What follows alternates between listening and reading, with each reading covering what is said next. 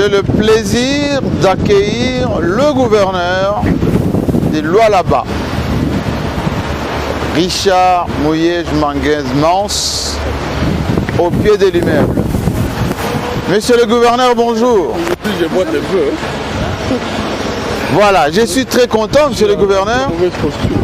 Je suis très content, monsieur le gouverneur, de vous recevoir ici, au pied de cet immeuble majestueux du gouvernement de Lualaba. Tout va bien? On essaye. Dites-moi d'abord, on reste un peu juste ici, parce que nous sommes déjà dans cette grande émission que nous organisons ici au Lualaba. Dans quel esprit vous vous sentez? Dans quel état vous êtes là? Lorsque vous venez ici au Lualaba, il n'y avait pas ça. Vous avez travaillé sur un petit bureau, dans un petit hôtel. Et aujourd'hui, quand on arrive au Lualaba, on voit ces grands palais. C'est l'œuvre de Richard Muyej-Manguez-Mance. Vous avez quel ressentiment? Bon, je vais peut-être vous surprendre. Je trouve normal. Parce que quand je suis au Lualaba, dans mon esprit, défilent les images non seulement de la ville, mais aussi de tous les 5 territoires. Et quand je vois l'immensité de défis qui attendent, il n'y a pas de raison de se réjouir. Je reste debout, lucide. Il y a encore beaucoup à faire. Mais vous êtes l'homme le plus félicité. On vient de vous plébisciter meilleur gouverneur de la RDC, y compris les Forbes, les grands magazines internationaux des affaires, parlent de Muyej comme étant le manager qui a exceptionnellement boosté une province encore inconnue il y a moins de 5 ans. Je garde ma tête sur les épaules et chaque fois que j'ai de tels éloges, je m'interroge si les gens qui font cette appréciation ont les réalités de cette province. Alors, j'ai dressé... Et en toute humilité, j'ai dit toujours merci, mais je reste modeste parce qu'il y a encore beaucoup à faire. Bon, les jours où je me réjouirai, oui, pour si peu, ça sera le déclin de la province. Je dois rester calme, froid, parce qu'il y a encore beaucoup de défis. Alors nous, on n'a pas voulu rester modeste comme vous, on le sent. On vous a dressé un plateau, voilà ces fauteuils, sur le perron de ces grands immeubles. Avec ma ministre ou seul? Bien évidemment, les ministres sont dans les décors, mais l'homme qui fait tout ceci, c'est vous. Alors je vous invite à vous installer sur ces fauteuils, avec le drapeau national, en vous signalant, vous qui nous suivez à travers le monde, que nous sommes ici au Lualaba, à Kolwezi plus précisément, avec l'équipe de l'Espace 50, José Muyumba et Jean-Paul Kimonigula. Installez-vous et nous allons faire cette émission en toute simplicité, comme l'a bien voulu le gouverneur, parce qu'il n'a pas voulu le costume cravate pour les honneurs qui lui sont dus, mais nous avons voulu nous apprêter parce que l'autorité que nous avons, c'est l'homme qui aujourd'hui est présenté comme étant le meilleur gouverneur de la République démocratique du Congo, mais aussi un fervent défenseur de son parti, le PPRD.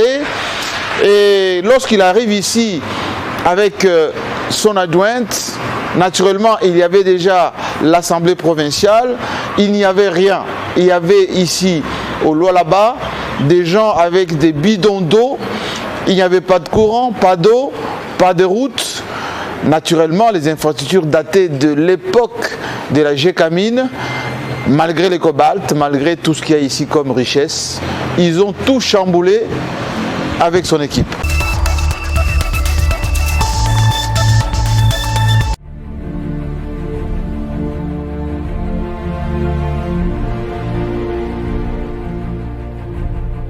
Richard Muyej-Manguez-Mance. Il est né le 31 décembre 1954 à Elisabethville. Il était un homme politique de la République démocratique du Congo très distingué et ministre à plusieurs reprises. En effet, après avoir effectué des bonnes études primaires, il va poursuivre avec une formation secondaire à l'Institut Saint-Joseph de sa ville natale.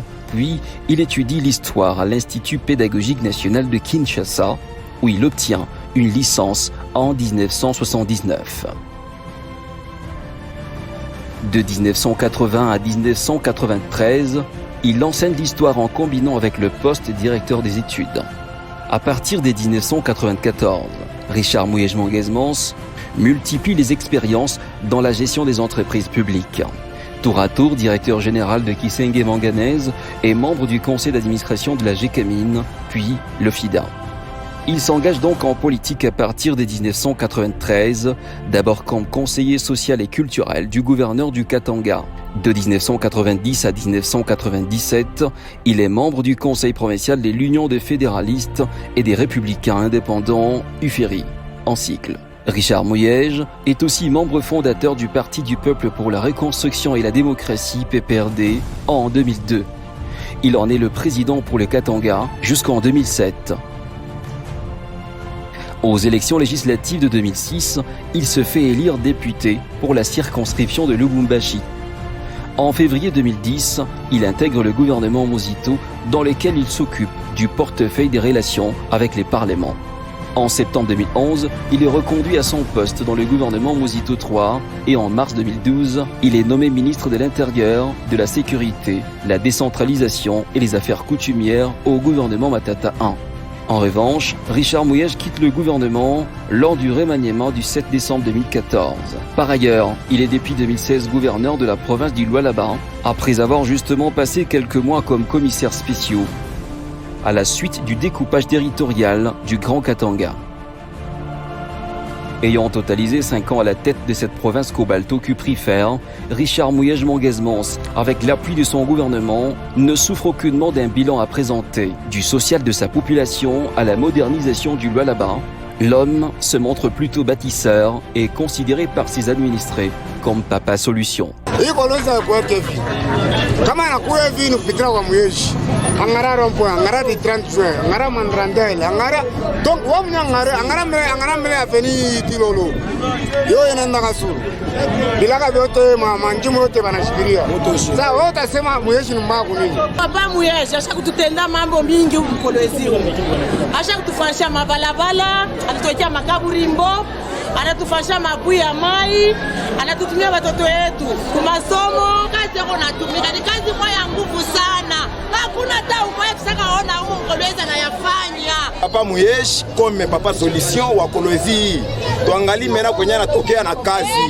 Ni papa solution, ni mtu mwenye na busara, anafanya vitu bizito na watu beko banaona mwenye anatompa étranger na kusanga Kolwezi leo haikuwa hivi. Hapo benye balikuwa naiba me yeye anaangalia watu wa Kolwezi. Le gouverneur Richard Mouyej-Manguesmans a une vision de grandeur, une vision qui n'est plus à démontrer, partant de réalisations faites dans différents secteurs qui nous amènent dans le développement. Tu papa solution pas la ringeka panini pas la koka commissaire. Acha mimi niseme ina yangu yake hivi. Kolezi kwa hivi kolezi kwa dia kweli kwa ya buchafu sana. Inazaa letaka na yangu badani. Mubantu ba presentation kama kolezi bazo tucheka sasa kolezi ni ukanze. Leo kolezi ni ku village. Mais papa solution anakuya kolezi antuka inakuwa nini bijou ya biensa. Décidément, il va sans dire que l'élan des développements dans le Lualaba souffle à une très grande vitesse.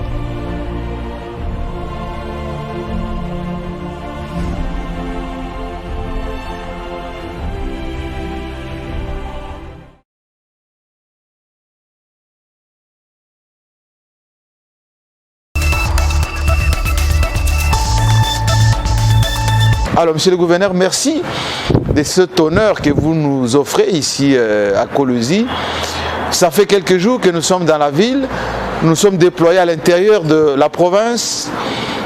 Tout le monde dit de vous que vous êtes monsieur Solution, papa Solution. Qu'est-ce que ça veut dire? Kolwezi, c'est le chef-lieu de la province du Lualaba. Et comme vous le savez, le Lualaba, c'est l'espace minier le plus important de la République.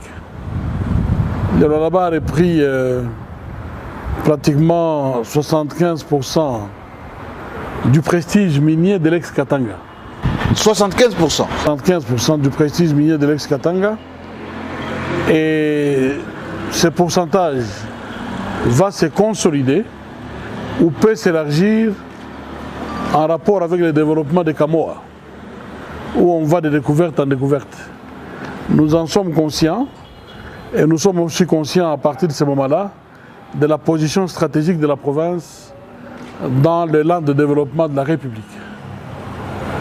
60 ans d'indépendance après, on dépend toujours directement ou indirectement de mines. Je crois qu'il est temps qu'on puisse consolider les schémas proposés par le gouvernement de la République, le schéma de la diversification.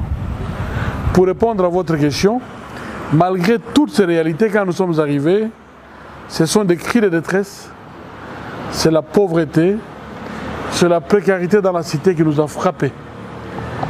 Et face à l'immensité des richesses minières, ce paradoxe nous a scandalisés. Et le premier réflexe, c'était de répondre de tic au tac aux demandes de la population. Donnez-nous, nous avons donné. Apportez-nous tel secours. Nous avons répondu positivement. À un moment, les gens ont cru que nous avions des solutions à tous leurs problèmes. Ah, c'est cela, Papa Solution. Alors, il y a un artiste musicien qui a lancé Papa Solution, c'est resté. Mais il faut que très rapidement que cela change. Maintenant. Que cela change parce que on ne va pas construire sur base de dons. Il faut des actions, il faut des structures de prise en charge et il faut bâtir la province. Alors, Richard Muyej. Donc, psychologiquement, il faut sortir de cet élan du rendez-vous du donner et du recevoir. Il faut que nos compatriotes comprennent, grâce à l'action de sensibilisation, et participent à l'action de construction, à l'action de développement de la province. Et si nos compatriotes ne comprennent pas et qu'ils ne viennent pas comme acteurs, nous risquons de patauger. Donc il faut petit à petit enlever tout ce qui peut psychologiquement aliéner nos compatriotes. Solution. Il faut très rapidement qu'on participe ensemble à l'effort de développement. Et ils comprennent, et ils viennent. Mais c'est difficile d'arrêter avec la solution.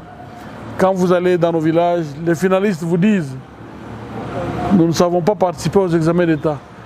Et vous n'allez pas tourner les doigts à ces enfants qui, après avoir consenti des sacrifices pendant 6 ans du secondaire, soient bloqués pour 80 000 francs ou 100 000 francs. Nous le faisons depuis 4 ans, ça nous coûte autour d'$1 million chaque année. Nous le faisons parce que nous voudrions que les sacrifices de parents soient payés. Après avoir vendu du manioc, du maïs pour que les enfants étudient, il faut qu'à la fin, en 6e des humanités, ces enfants puissent présenter les examens d'État. Et je suis heureux de vous informer que depuis 3 ans, nous sélectionnons les lauréats et nous donnons la possibilité d'étudier en dehors du pays. Et la dernière promotion, il y a des enfants de nos villages qui sont partis aussi étudier à l'étranger. C'est un plaisir. Alors laissez-moi vous poser cette question. Lorsque vous arrivez ici, vous aviez un défi de relever ce paradoxe qui consistait à dire le grand Katanga de l'époque, c'était Lubumbashi. Aujourd'hui, je ne dirais pas que vous avez tutoyé Lubumbashi, mais vous êtes en train de dépasser Lubumbashi en infrastructure. Est-ce que c'était un défi pour vous ou c'est un sursaut d'orgueil pour les là-bas?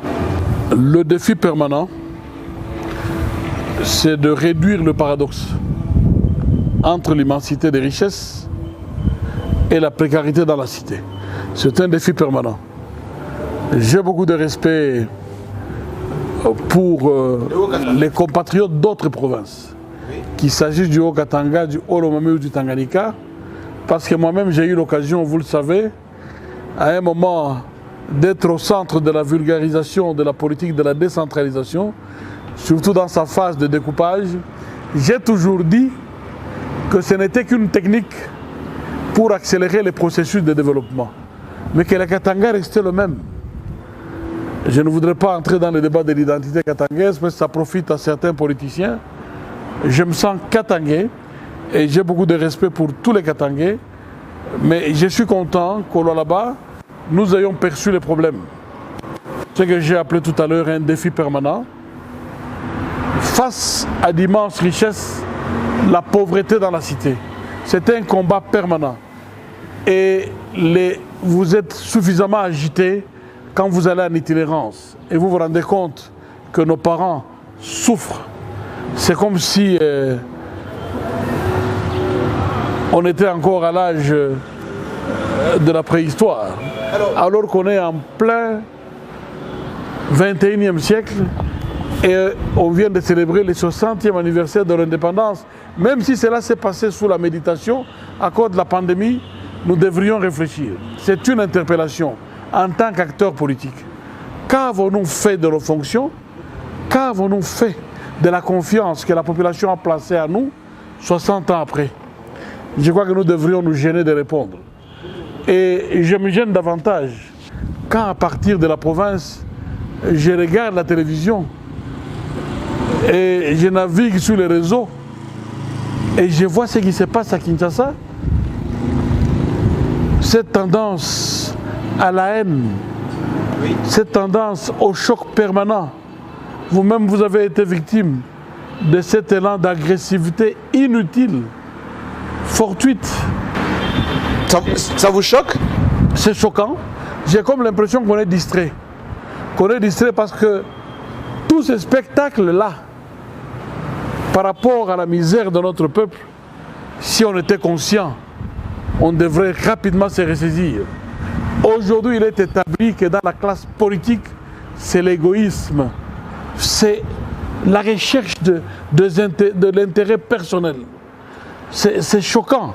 Si nous avions un petit moment à mettre à la disposition de nos frères qui nous regardent, qui ont fait notre campagne, qui nous ont élus, nous n'allions pas nous comporter de cette manière-là.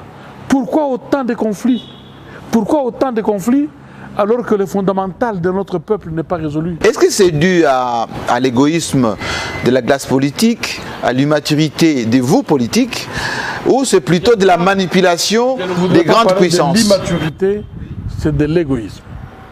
De l'égoïsme. 60 ans après, parler de la manipulation des grandes puissances, je ne voudrais pas cracher sur la classe politique. Ils sont conscients de ce qu'ils font. Ils vont vers l'influence des grandes puissances pour consolider leur position dans le schéma de l'égoïsme. Et c'est triste.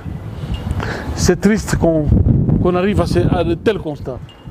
Et je n'ai pas peur de le dire, et je suis prêt à le dire n'importe où et devant n'importe qui.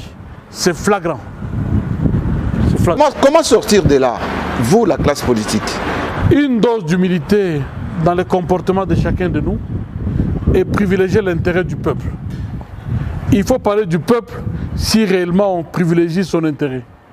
Nous parlons tous au nom du peuple, mais nous consentons très peu de sacrifices pour ce peuple. C'est dangereux. C'est dangereux. Nous avons des valeurs fondamentales. Moi, j'ai évolué dans les contextes chrétiens. Je suis né d'une famille de parents modestes, mais engagés dans la chrétienté. Je suis moi-même un ancien séminariste. Je sais ce que signifient les valeurs chrétiennes. Et je crois que même le monde occidental est fondé sur ces valeurs-là. Je crois qu'il faut un minimum d'humilité, un minimum de considération de l'autre. Et on peut aller de l'avant. Et parfois on se met en compétition pour rien. Et on ignore l'essentiel. Il est temps que nous puissions nous ressaisir. Il est temps que nous puissions refonder notre société. Ce qui arrive est grave, mais ce n'est pas tard. Nous devons nous ressaisir. Est-ce qu'il y a des dérives qui vous choquent parce qu'il y a des échéances ou parce qu'il y a changement et alternance qui doivent se consolider? J'ai beaucoup aimé la cérémonie de passation des pouvoirs. La grande cérémonie solennelle. J'étais là, au Palais du Peuple. Et j'ai vu ces dizaines de milliers de partisans de l'actuel président. Habillés en blanc. Habillés en blanc et l'accompagnant dans le fait et geste. Et rappelant le message du combattant de la liberté, Étienne Tshisekedi. Félix, papa a dit les peuples d'abord. Et je les ai vus, chaque fois que Joseph Kabila s'est tourné vers eux, des applaudissements frénétiques. Que ce soit Chadari qui passait, même élan d'accueil. C'était un moment d'espoir, mais que nous n'avons pas réussi à consolider. Qu'est-ce qu'il faut pour Nous n'avons pas réussi à consolider réchauffer cette flamme? Susceptibilité à cause des conflits inutiles. Je crois qu'il est temps. Ça peut choquer les mots inutiles, mais j'insiste par rapport à la souffrance de notre peuple. Il faut gérer en province pour mieux comprendre et percevoir cette souffrance. Par rapport à cette souffrance, à mon avis, c'est inutile.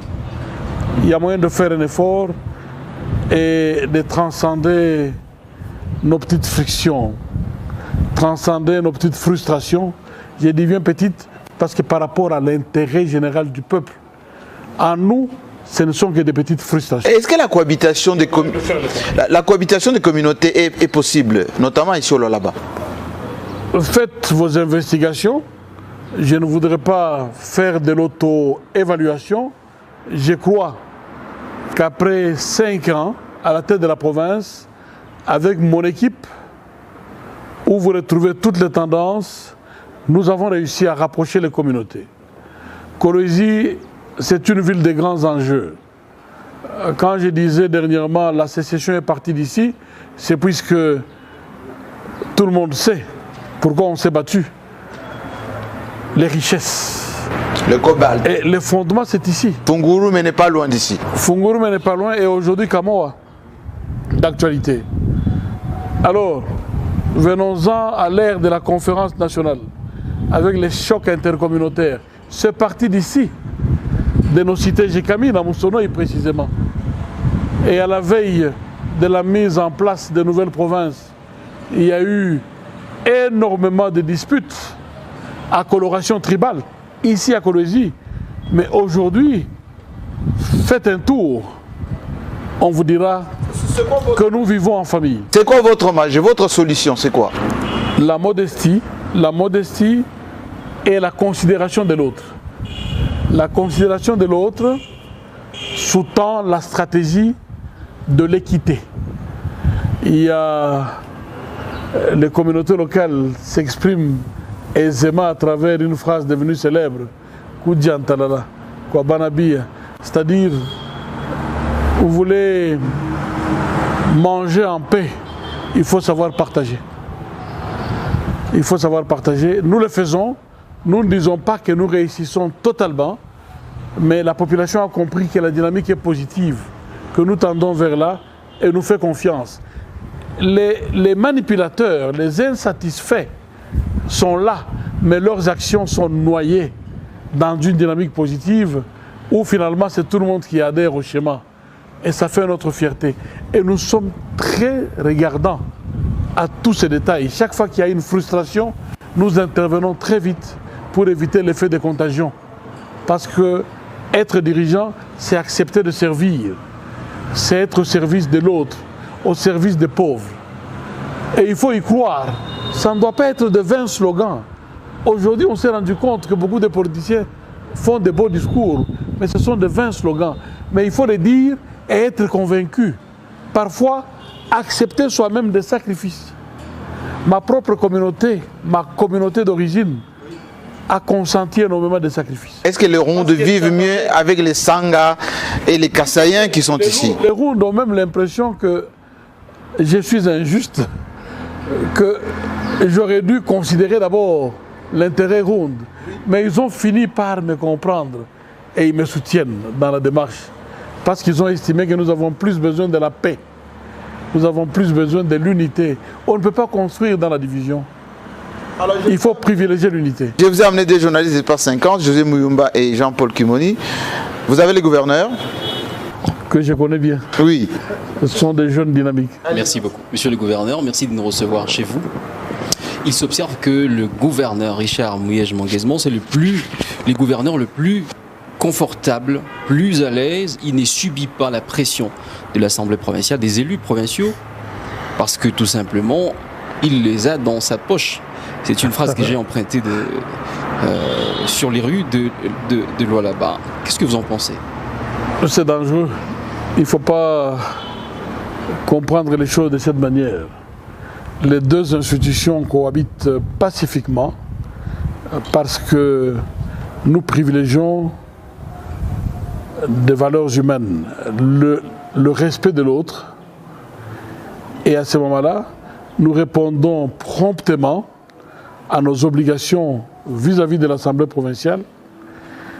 Et l'Assemblée provinciale a fini par développer de la considération vis-à-vis de notre institution, l'exécutif provincial. Et nous avons tous compris que notre intérêt, c'est le peuple. Et chacun a quitté les caps de son égoïsme pour privilégier l'intérêt du peuple. Et quand l'intérêt devient unique et concerne le peuple, c'est une noblesse qu'il faut privilégier et vous vous rendez compte que vous regardez dans la même direction. Et rien d'autre. Quand il y a des disputes, c'est puisque chacun veut tirer les draps de son côté et c'est normal qu'il y ait des chocs. Mais quand vous vous oubliez pour regarder l'avenir, pour regarder vers un même point, il y a très peu de possibilités de choc. À ce moment-là, vous évoluez normalement. Mais je sais que si et là, il y a des petits problèmes qui surgissent comme dans toute société humaine. Et nous avons l'avantage d'avoir un président de l'Assemblée qui a été longtemps dans les bureaux de l'Assemblée provinciale de l'ex-Katanga, qui a acquis une certaine expérience. Et chaque fois qu'il y a un couac, il convoque rapidement ce qu'on appelle le huis clos. Donc vous vous mettez ensemble, loin de tout regard, pour débattre des questions profondes. Si vous n'arrivez pas à des solutions, vous amenez à la plénière pour décider selon les règles. Et ça nous a servi. Ça nous a servi. Des chocs, il y en a eu, mais c'est moins grave. Ça ressort très peu parce que personne n'a intérêt à s'offrir un spectacle. On a été élu pas comme acteur de théâtre, pas pour faire des spectacles, mais pour agir. Et notre peuple a besoin de solutions, n'a pas besoin de spectacles. Et nous avons tous compris cela. C'est tout simplement ça. Alors nous avons été sur... La poche est très petite pour contenir tous ces députés. C'est petit. C'est plutôt les gérer, peut-être une façon de parler que vous les gérez. Pas du tout. Parmi mes ministres, il y a des anciens députés. Oui. Et parmi mes ministres, il y a des chefs de partis politiques. Ah oui? Avec leur programme. J'en ai 2 ou 3 dans mon parti. J'en ai 2 ou 3 dans mon gouvernement qui sont de présidents de partis politiques et qui ont des membres dans d'autres institutions. Mais une fois ministre, ils respectent les règles des jeux. Ils savent qu'il y a un gouverneur qui, lui, n'est pas président d'un parti politique. Ils le respectent. Mais quand ils sortent du gouvernement, ils ont leur aura de président des partis politiques et ça nous sert dans la gestion des communautés et dans la gestion d'autres députés. Parce que Jean-Paul Kimoni, lorsqu'on dit que Mouyej-Manguesman, c'est un gouverneur fort, riche et timonier, c'est lui qui régente tout, on ne lui résiste pas. Non, c'est pas vrai. C'est pas vrai du tout. Il nous arrive au niveau des conseils des ministres ou du conseil de sécurité de taper du poing sur la table parce que nous sentons qu'il y a certaines résistances. C'est humain, c'est normal. Nous gérons des leaders et nous devons de les respecter dans leurs fonctions comme leaders politiques. Et nous savons faire la part des choses. Et très souvent, en dehors des réunions, nous développons des relations d'amis. Des relations d'amis, des relations de frères. Parce que quand il y a des réunions de présidents de partis, moi je ne suis pas là. Mais certains de mes ministres participent à ces réunions. Mais quand ils reviennent, ils ont la modestie de se mettre à leur place comme ministre pour préserver l'harmonie. Et nous n'avons jamais eu de crise au niveau du gouvernement. Grâce à ça, j'ai eu la chance d'avoir fait le choix de personnes d'une certaine maturité qui comprennent et qui savent faire la distinction. Mais lorsque vous gardez des ministres puissants, celui des mines par exemple, qui est là depuis longtemps et qui gère toutes les grandes sociétés minières d'ici, il est lui-même à la tête d'une équipe de football, c'est que vous avez des objets de, comment dire, des armes de chantage ou de pression sur les autres membres du gouvernement. Non, il se comporte comme tous les autres ministres. C'est ce que j'ai dit, savoir intégrer dans son comportement, dans son éthique, la dose d'humilité et comprendre les rôles qu'on doit jouer selon les contextes. Il faut une certaine maturité. Ils sont là, ils se comportent bien et quand on est en réunion, ils ne font pas prévaloir leur étiquette de président de parti. Ils sont membres du gouvernement. Et quand ils sont en dehors dans les activités de leur parti, je les amène souvent en itinérance. Dès qu'on arrive, ils disparaissent et je comprends. Je comprends deux petites questions. qu'ils ont leurs actions à mener comme chefs de parti politique, mais ils savent qu'à l'heure du rendez-vous, ils doivent venir autour du gouverneur. Nous avons besoin de ça et nous connaissons la pression de nos communautés sur nous pour que les destins changent. Et il faut que ça change. Et pour ça, on a besoin et de la discipline et de l'humilité. Et la plupart de mes collaborateurs réunissent toutes ces conditions. Deux petites questions, c'est des courtes questions. D'abord, le coronavirus. Nous avons sillonné sur les routes du Lualaba, dans plusieurs cités, plusieurs territoires. On a vu l'élan de développement. L'élan de développement est véritablement perceptible. Est-ce que le coronavirus a cassé un tout petit peu cet élan? Première question. Une deuxième, c'est que la ville de, je sais pas moi, le quartier ou la commune de Kasoulo, c'est Kasoulo si j'ai bien prononcé, repose carrément sur des mines, un peu comme tous les lois là-bas. Qu'en est-il du projet de délocalisation de ce quartier ou cette commune, puisque bon voilà, chacun exploite les mines dans sa parcelle, il y a des trous partout. Le coronavirus a eu un impact dans nos communautés, essentiellement dans les petits commerces, dans les restaurants et dans le marché.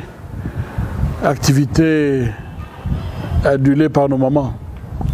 Beaucoup ont vu leur capital s'émietter jusqu'à connaître des crises. Nous avons essayé d'aider ceux-là ou celles-là qui se sont présentés, mais dans l'industrie minière, l'essentiel a été préservé. On a vécu plutôt le contraire.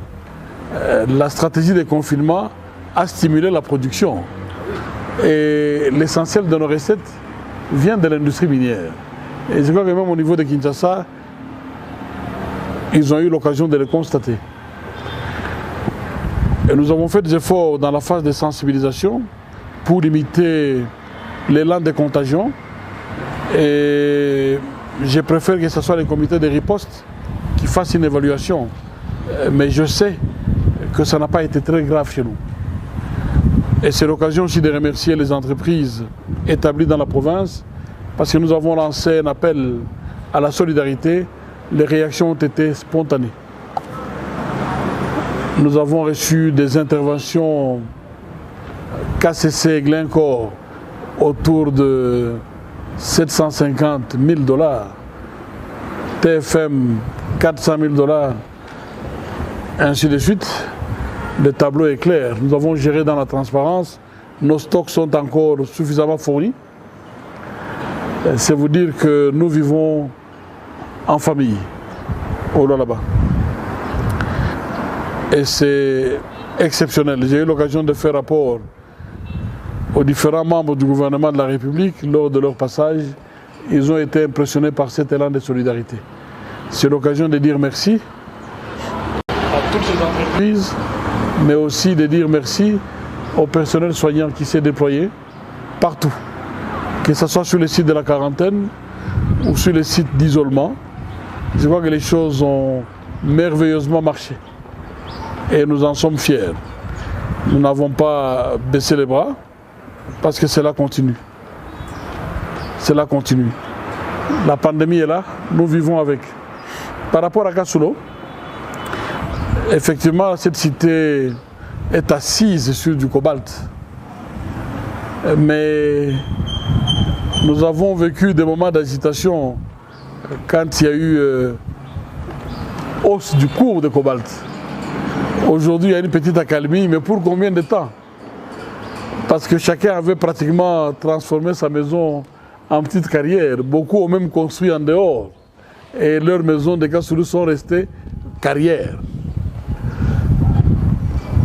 Et nous avions arrêté une stratégie avec l'aide de l'ancien ministre de Mines, Martin Kabouloulou, pour isoler les sites les plus minéralisés, délocaliser, clôturer et attirer tous les exploitants sur ces sites de manière à créer l'accalmie dans le reste de la cité. Mais au même moment, le ministère provincial de Mines, en accord avec des sociétés privées, ont mené des campagnes de prospection pour avoir une idée précise du gisement. Et ils sont très avancés et les rapports existent.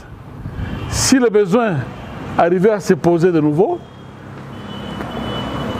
on va aller très vite pour la délocalisation. Délocalisation, ce n'est pas seulement Kassoulou, c'est plusieurs sites. Kolwezi est appelé à changer d'image, mais les chefs coutumiers ne nous aident pas beaucoup dans cet effort. Il y a des lotissements anarchiques, on est souvent informé tard, et malheureusement on n'arrive pas à préciser le plan de la future ville de Kolwezi. Mais chaque fois que nous nous mettons à réfléchir, on est surpris que des sites soient déjà lotis par les chefs coutumiers et ça crée des problèmes d'indiscipline parce qu'il faut casser. Faut-il casser? Faut-il détruire? Dans les contextes de pauvreté, et indemniser on se retrouve devant un dilemme. Et ça nous met très mal à l'aise. Il nous reste 5 minutes parce que le gouverneur est très chargé ici. Quelques questions rapides. À l'ancien prix du cobalt, lors de la montée des cours, ce titre de Kassoulou valait 3 à 4 budgets annuels de la République. Seulement. Ce titre de Kassoulou. 3 à 4 budgets au taux normal. Pas au taux de 5 milliards ou 4 milliards comme j'entends parler, parce qu'il faut avouer que c'est fantaisiste. Et on est conscient que quand on a 5 milliards comme budget, on ne peut rien faire dans un Congo à 80 millions d'habitants, à 85 millions d'habitants. C'est ce qui explique qu'on continue à croupir dans la misère. Donc c'est réellement un problème. Kassoulou c'est un cas, mais il y en a beaucoup d'autres. Bon, Richard Mouyej-Manguez-Mans, avant de commencer avec mes questions, je voulais exprimer quand même ma fierté d'avoir participé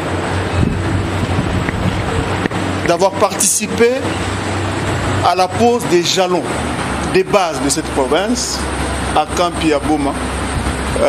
Avant-hier, Jean-Marie Kassamba a été en réunion avec les journalistes de la place. Tout le monde a vu comment... Il y en a un qui m'a rappelé comment on faisait parfois le pied pour, et avec fierté, essayer de vous accompagner dans ce majestueux travail de commencer une province qui n'avait presque rien avec ce boom immobilier et ce boom minier. Bon, ma première question c'est de savoir, j'ai senti, vous avez une inquiétude par rapport à cette sorte de concurrence, d'exploitation de la rue par les hommes politiques, par les partis politiques, à détruire ou à renflouer ou à s'aimer une sorte de paralysie des villes. C'est devenu comme une habitude et ça vous inquiète, ça vous choque. Est-ce qu'au même moment, vous n'êtes pas en train de tirer sur votre propre famille politique? Le PPRD, le FCC, qui ont géré pendant plus de 18 ans maintenant, et la population, surtout les jeunes qui sont exploités, qui sont utilisés dans la rue, ont été presque sacrifiés. Ne parlons pas des problèmes de partis politiques ou des mouvements de révolte des jeunes, des mouvements des rues qui ont conduit à des casses alors qu'on a encore presque rien construit. Quand je vois ces gros bâtiments tout autour, c'est impressionnant. Mais moi, quand j'ai à l'esprit toute la province, je me dis, c'est encore rien. nous avons un réel problème pour notre jeunesse. Qu'est-ce que nous en faisons? Je voudrais vous ramener à l'époque de pillage. On a pillé Kinshasa, l'espace industriel, Limete, Kingabwa. À Lubumbashi, les quartiers industriels, plusieurs magasins. Kolwezi, même chose. Est-ce que vous savez qu'il y avait une maison ici, Langisaba, qui fabriquait la peinture localement? Je ne prends que cet exemple. Aujourd'hui, quelques dizaines après ce pillage, nous n'avons pas réussi à atteindre ce niveau-là. Ça fait reculer le pays. Ça fait reculer le pays. Nous n'avons pas réussi à consolider les tissus économiques. Par conséquent, nous n'avons pas réussi à créer de nouveaux emplois. Parce qu'on est toujours en dessous de ce qu'on avait quand on a pillé. Et je les rappelle souvent aux jeunes pour qu'ils arrêtent avec la tentation du pillage. On détruit, on n'arrive pas à reconstruire. Nous continuons à sortir des diplômes. Nous continuons à sortir des diplômes à l'université.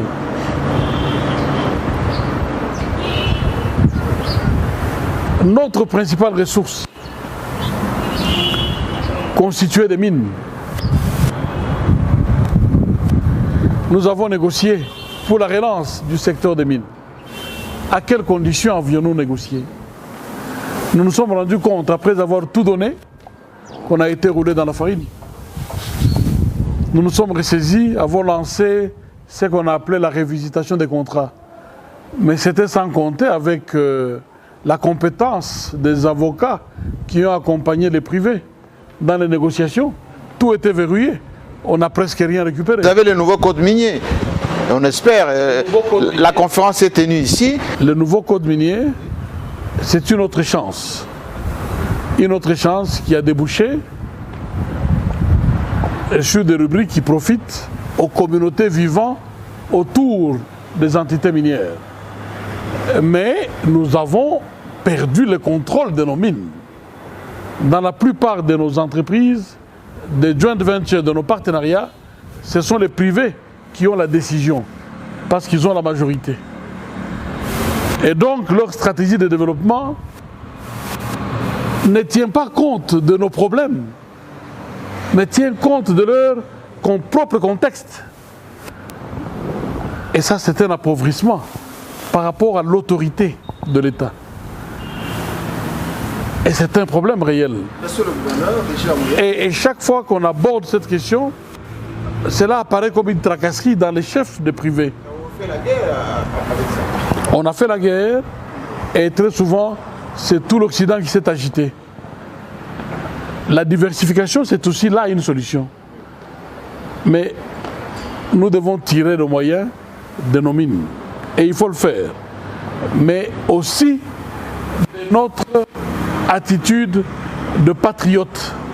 Ici, je voudrais faire allusion au coulage des recettes et aux différentes formes de détournement dans les régies financières. Parce que nous perdons beaucoup d'argent. L'argent va vers les poches plutôt qu'au trésor public. C'est aussi ça un problème. Voilà, monsieur le gouverneur, il y a toute une série de défis qui ne devraient pas nous effrayer. L'essentiel, c'est de prendre conscience de ces défis. Okay. Prendre conscience, oui. Aller de l'avant. Et se rappeler tout le temps qu'on a perdu beaucoup de temps, que nous devons nous ressaisir. Et la solution magique, à mon avis, c'était la coalition. Ou c'est encore la coalition. Sauvons cette coalition et peut nous aider à déboucher sur plusieurs choses. Voilà. Mais gérer dans la contradiction, nous n'avons pas suffisamment de maturité pour résister. Ça sera une série de chocs et c'est le peuple qui va en pâtir.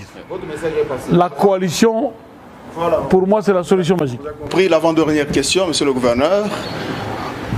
Dans certains milieux, des membres de votre famille politique, des cadres de votre famille politique, beaucoup plus à Kinshasa, il y a une certaine crainte par rapport à la montée, l'envergure que prend de plus en plus Richard Mouyej-Manguès pense.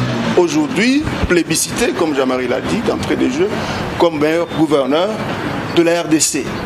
Il y a une crainte que, est-ce que cela ne peut pas amener Richard Mouyej à être tenté de quitter Kabila, comme c'était le cas avec Moïse Katumbi. Il ne faut pas me comparer. Mouyej s'appelle Mouyej. Il ne faut pas me comparer à d'autres personnes. J'ai suffisamment de valeurs pour que je continue à m'appeler Mouyej. Je vous ai dit que je respecte des valeurs chrétiennes. J'ai le sens de l'humilité et j'ai le sens de la reconnaissance.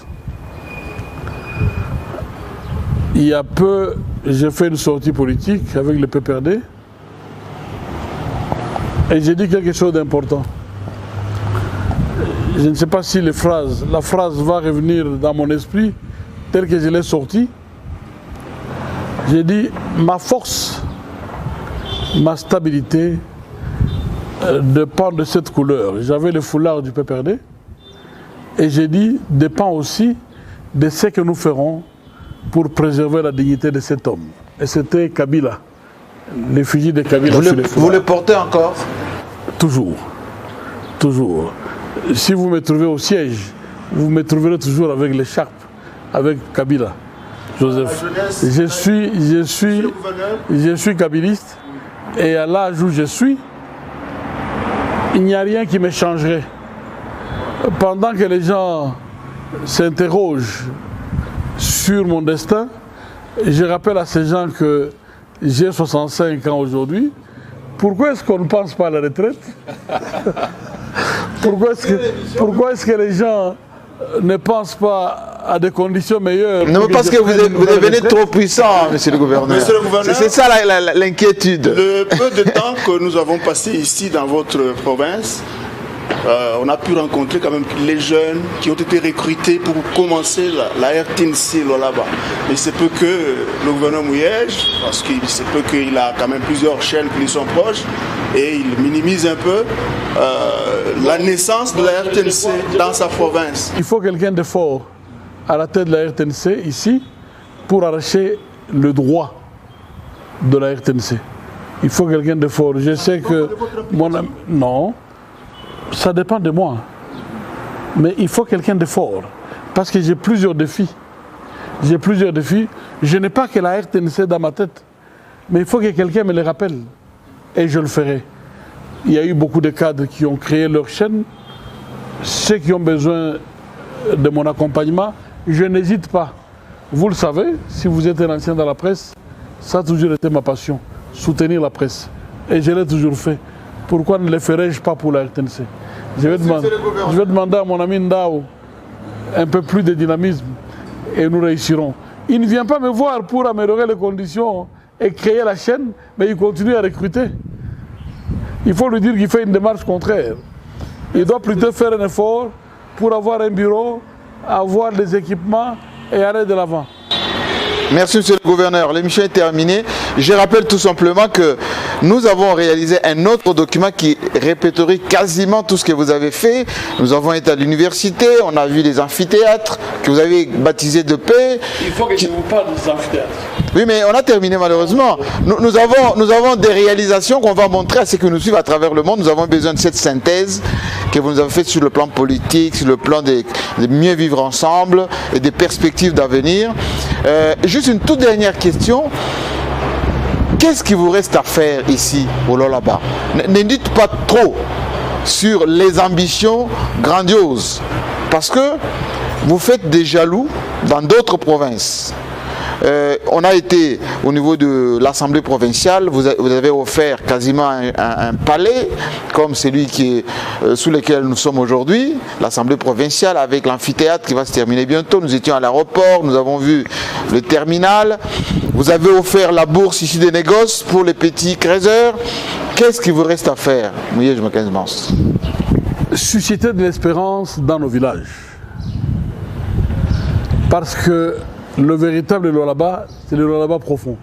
Nos 5 territoires, et nous venons de décider, après avoir acquis le premier atelier pour la province et bientôt le deuxième, de mini-ateliers dans chaque territoire.